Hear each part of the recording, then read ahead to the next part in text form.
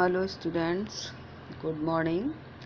चलिए आज हम ग्रामर का आपकी बुक का ही फर्स्ट चैप्टर है भाषा, बोली, लिपि और व्याकरण, जो अभी तक आप पढ़ते ही आए हैं। सिक्स से क्या फर्स्ट से ही पढ़ रहे हैं भाषा, बोली, लिपि, व्याकरण। लेकिन इसका हम चलिए रिवाइज करवा लेते हैं फटाफट, तो समझ में तो आ ही जाएगा क्योंकि आप बहुत सालों से पढ़ रहे हो इसे। तो भाषा क्या होती है, जैसे कि हम एक मनुष्य क्या है, एक सामाजिक प्राणी है और हम आपस में एक दूसरे के संपर्क में रहते हैं, तो एक दूसरे से कुछ कहना सुनना चाहते हैं। तो अब हमने जो कहा वो आप कैसे समझें, या जो हम कहना चाह रहे हैं वो आपको कैसे समझाएं। तो इन सब के लिए हमें क्या ज़रूरत पड़ती है, जो ज़रूरत पड़ती है वो होती है भाषा। तो इस प्रकार से हम, जैसा हम पहले भी बता चुके हैं कि हम भाषा को किस तरह से परिभाषित कर सकते हैं कि मन के भावों और विचारों के आदान प्रदान के साधन को हम भाषा कहते हैं। भाषा भाष धातु से बनी हुई है और भाष का अर्थ होता है बोलना। तो मनुष्य जिन ध्वनियों से बोलकर अपनी बात को कहता है उसे ही हम भाषा कह देते हैं। तो इसको इस तरह से भी परिभाषित हम कर सकते हैं कि भाषा वह साधन है जिसके द्वारा मनुष्य बोलकर, लिखकर, पढ़कर, सुनकर अपने मन के विचारों और भावों का आदान प्रदान करता है, किसी भी तरह से कह दीजिए। चलिए अब भाषा के रूप आपने पढ़ ही रखे हैं। भाषा के दो रूप बताए गए हैं, मौखिक और लिखित। मौखिक जब हम अपने विचारों भावों को बोलकर किसी को देते हैं, समझाते हैं, और सुनकर उसके बातों को ग्रहण कर लेते हैं, विचारों को, तो ये मौखिक रूप होता है। और लिखित जब हम लिखकर अपनी बात को, अपने विचार किसी को प्रस्तुत करते हैं और पढ़कर दूसरों के बाद विचारों को ग्रहण कर लेते हैं, बातों को ग्रहण कर लेते हैं, तो ये हो जाता है हमारा लिखित रूप। ठीक है, तो आपको हमने पहले भी क्लास में समझा चुके हैं।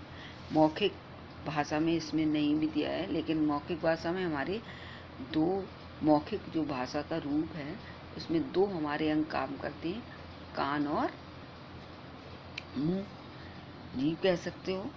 और लिखित में आँखें और हाथ, दो अंग हमारे कार्य करते हैं।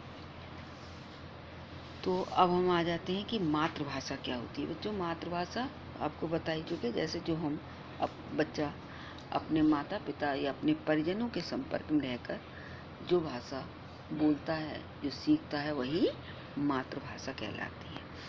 हिंदी भाषा की राजभाषा के रूप में मान्यता और स्वीकृत भाषा है। राजभाषा क्या होती है बच्चों, जैसा कि हम पहले सब पढ़ चुके हैं, राजभाषा है जिस भाषा के द्वारा सरकारी कामकाज देश के किए जाते हैं, वह राजभाषा कहलाती है। तो हमारे देश की भी राजभाषा क्या है, हिंदी है। तो 14 सितंबर 1949 को भारत सरकार के द्वारा हिंदी भाषा को राजभाषा घोषित किया गया था और हमारे संविधान में 22 भाषाओं को मान्यता प्रदान की गई थी, जो निम्न प्रकार से हैं: असमिया, हिंदी, बंगाली, गुजराती, बोडो, डोगरी, कन्नड़, कश्मीरी, कोंकणी, पंजाबी, उर्दू, मैथिली, मलयालम, मणिपुरी, मराठी, नेपाली, उड़िया, संस्कृत, तमिल, तेलुगु, संथाली तथा सिंधी। अब आपको फिर से राजभाषा समझा देते हैं। राजभाषा दो शब्दों से मिलकर बनी है, राज और भाषा। राज का अर्थ क्या है, शासन करना, राज्य करना, यानी कामकाज की भाषा। तो वह भाषा जिसका प्रयोग देश के कार्यालयों में कामकाज के लिए किया जाता है या सरकारी कार्य के लिए किया जाता है, वो राजभाषा कहलाती है। लिपि क्या होती है? लिपि बच्चों, जो हमारे मुख से जो ध्वनियाँ निकलती हैं, उन ध्वनियों को व्यक्त करने के लिए जो निश्चित कुछ चिन्ह होते हैं, उन्हें ही हम लिपि कहते हैं। तो जो हमारे जो चिन्ह हैं, उनको लिखने के तरीकों को ही लिपि कहा जाता है। तो लिपि समझ में आ गई क्या है? ध्वनियों को लिखने के चिन्ह। या लिखित चिन्ह। ध्वनियों के लिखित चिन्ह लिपि कहलाते हैं। तो बहुत सारी कई लिपियां हैं जो विशेष भाषा के लिए प्रयुक्त होती हैं। जैसे गुरुमुखी है, वो पंजाबी भाषा की जो लिपि है वो गुरुमुखी है। इसी तरह जो देवनागरी लिपि है वो हिंदी, संस्कृत, मराठी भाषाओं की है। तमिल लिपि तमिल भाषा के लिए ही प्रयोग की जाती है, जबकि रोमन लिपि अंग्रेजी और जर्मन के लिए होती है। इस प्रकार से देवनागरी जो हमारी लिपि है हिंदी की, वो उसमें कई सारी भाषाएं लिखी जाती हैं। हिंदी, संस्कृत, मराठी, बोडो, संथाली, कोंकणी, फारसी की है, उर्दू भाषा की लिपि है फारसी, कश्मीरी की शारदा, रोमन की फ्रांसीसी, देवनागरी, बोडो, जर्मन, अंग्रेजी और जर्मन की, जैसा कि ऊपर इसमें टेबल में भी बना हुआ है, रोमन है। बंगाली जो लिपि है वो बंगला भाषा की है। अब है हिंदी भाषा का प्रयोग कैसे हुआ। हिंदी भाषा का प्रयोग 3 रूपों में किया जाता है, राजभाषा के रूप में, द्वितीय भाषा के रूप में और संपर्क भाषा के रूप में। तो राजभाषा कहाँ कहाँ की है ये? उत्तर प्रदेश, बिहार, उत्तरांचल, मध्य प्रदेश, राजस्थान, छत्तीसगढ़, झारखंड, हरियाणा, हिमाचल प्रदेश और दिल्ली में ये राजभाषा के रूप में प्रयोग की जाती है। जो द्वितीय भाषा के रूप में कहाँ होती है? पंजाब, क्योंकि वहाँ की राजभाषा पंजाबी है।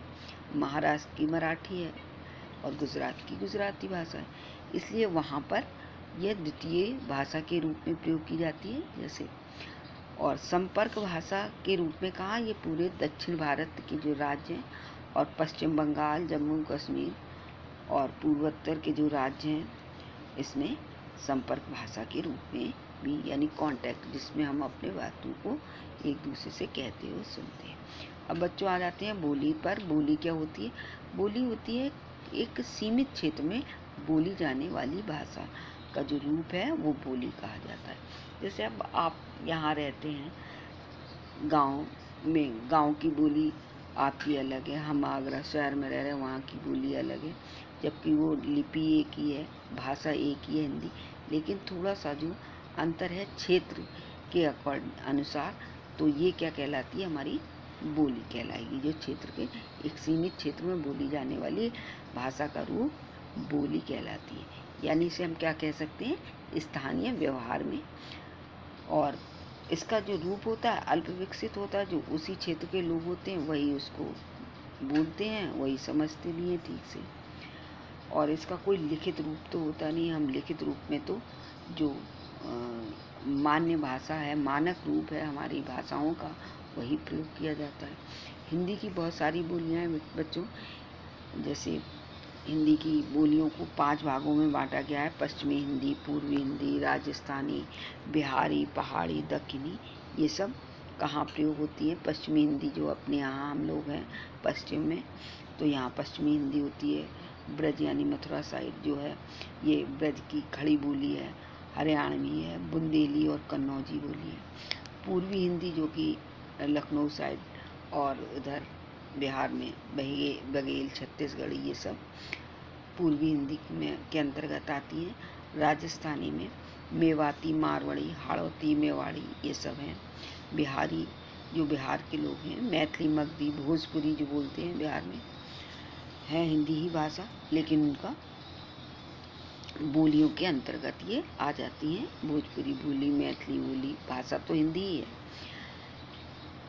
चलिए, और इसके बाद पहाड़ी है, गढ़वाली, कुमाऊनी, मलयाली, ये सब बोलियां हैं। दक्षिणी में बीजापुर, गोलकुंडा के क्षेत्र में जो बोली जाती है उसे दक्षिणी बोलते हैं। तो अब आ जाते हैं हम ये भाषा का जो टॉपिक है फिनिश हो गया। अब हम आते हैं, लिपि भी हो गई, भाषा, लिपि और व्याकरण। अब रह गया व्याकरण। तो व्याकरण क्या होता है? जो व्याकरण वह शास्त्र या विज्ञान होता है जो हमें वर्णों, शब्दों, वाक्यों के शुद्ध प्रयोग की जानकारी देता है, व्याकरण कहलाता है। या हम इसको इस तरह से भी परिभाषित करते हैं कि व्याकरण वह शास्त्र है जो हमें भाषा को शुद्ध रूप से लिखना, पढ़ना और बोलना सिखाते हैं। अब लिखने, पढ़ने, बोलने और के लिए हमें किसकी ज़रूरत होती है बच्चों? पहले तो हमें वर्णों की पहचान हो, वर्ण आने चाहिए, फिर वर्णों से मिलकर शब्द मिलते हैं, बनते हैं, तो शब्दों का ज्ञान हो, और शब्दों से मिलकर हमारा एक वाक्य तैयार होता है, तो हमें वो वाक्य का ज्ञान हो, फिर उसको सब चीज़ों को, वर्णों को, शब्दों को, वाक्यों को भली प्रकार से शुद्ध रूप से प्रयोग करना भी आना चाहिए। तो इसलिए हम ये भी कह सकते हैं कि जो शास्त्र हमें वर्णों, शब्दों और वाक्यों को शुद्ध प्रयोग करने का ज्ञान देता है, व्याकरण कहलाता है। चलिए व्याकरण के अब अंग पढ़ते हैं। तो व्याकरण के बच्चों 4 अंग हो जाएंगे, जैसा कि वर्ण विचार, शब्द विचार, वाक्य विचार और पद विचार। तो आपको हम लास्ट ईयर बता ही चुके हैं शब्द और पद में क्या अंतर है। वर्ण जानते ही हैं। वर्ण विचार है, तो वर्ण विचार में हम उनके वर्णों का उच्चारण कैसे करें। जैसे बच्चे मोस्टली ख, छ, श, श इनमें अंतर नहीं करते हैं, तो ये इनका शुद्ध उच्चारण होना चाहिए। इनका वर्गीकरण कि कौन सा वर्ण, स्वर, व्यंजन, फिर व्यंजन के जो हमने भेद बता रखे हैं आपको कितने हैं, कि संयुक्त व्यंजन है या स्पर्श व्यंजन है कि क्षिप्त व्यंजन है। बहुत सारे आपको भी जो शब्द विचार में जब पढ़ेंगे तब बताएंगे, वो वर्ण विचार में जब पढ़ते हैं।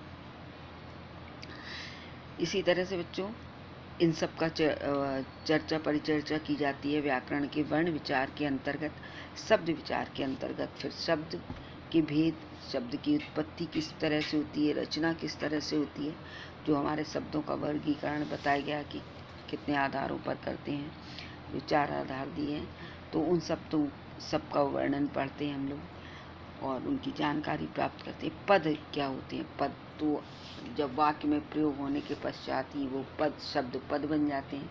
तो वो किस रूप में प्रयुक्त हो रहे हैं शब्द, संज्ञा के रूप में, विशेषण के रूप में या क्रिया विशेषण के रूप में। जैसे मैंने पढ़ा चुकी हूँ कि एक ही शब्द वाक्य में प्रयोग होता है तो कभी वो क्रिया विशेषण भी हो जाता है, कभी वो विशेषण भी हो जाता है। तो ये सब हम पद विचार में ही पढ़ते हैं। वाक्य विचार में वाक्यों के विषय में कि वाक्य कितने प्रकार के होते हैं, किस किस वाक्य भेद के आधार क्या हैं और फिर उनका संबंध क्या है क्रिया से, यह सब पढ़ लेते हैं। फिर हम वाक्यों का विश्लेषण करते हैं और विराम चिन्हादि भी हमें वाक्य में ही लगाने पड़ते हैं। तो उन सब के विषय में वाक्य विचार के अंतर्गत पढ़ते हैं। चलिए अब आपका ये चैप्टर तो कंप्लीट हो गया। अब आप इसमें क्वेश्चन कर लीजिए। अगर आप लोगों ने बुक्स खरीद ली होंगी, अब तो मिल रही हैं, तो उससे ही आप क्वेश्चन करिएगा अपनी बुक के कंप्लीट सारे। इसके अनुसार क्या कि भाषा किसे कहते हैं, ये तो ऑब्जेक्टिव हैं। भाषा के मुख्य रूप क्या हैं, ये सब आप जान ही गए हैं। हिंदी दिवस कब मनाते हैं? तो 14 सितंबर को राजभाषा घोषित किया गया था 1949 को, तो वही 14 सितंबर को हम मनाते हैं। भाषा के रूप पता ही आपको 2 होते हैं। भाषा किसे कहते हैं? मन के भावों विचारों को क्या करना है, व्यक्त करने वाली के लिए आदान प्रदान करते हैं या बताते हैं, वो भाषा होती है। भाषा का क्षेत्रीय रूप क्या कहलाता है? बोली कहलाता है, जो स्थान पर बदलता रहता है। किस अनुच्छेद में किया गया है? 343वें अनुच्छेद में भाषा, संविधान के 343वें अनुच्छेद में राजभाषा का स्थान मिला है। किसको? हिंदी को। भाषा के नियमों को जानकारी कौन देता है? व्याकरण देती है। व्याकरण के कितने अंग होते हैं? तो आपको पता ही है, 4 अंग बताए हैं अभी। वर्ण विचार, शब्द विचार, पद विचार और वाक्य विचार। कौन सी लिपि दाएं से बाएं लिखी जाती है? तो आपको पता ही है, उर्दू यानी कि फारसी लिपि है, वो कैसे लिखते हैं? बाएं से दाएं। और हमारी देवनागरी लिपि तो बाएं से दाएं लिखते हैं, और दाएं से बाएं कौन सी लिखी जाती है? फारसी। ठीक है बच्चों, चलिए। और इसमें तो उत्तर भी दिए हुए हैं, छोड़िए वो आप अपनी बुक से क्वेश्चंस के एक्सरसाइज करिए, और अब इसमें जो ना समझ में आए पूछिए, वैसे तो आपको सब समझ में ही आ गया होगा। और तो अब क्लास यहाँ की आपकी फिनिश हुई। अब आप सुनिए इसकी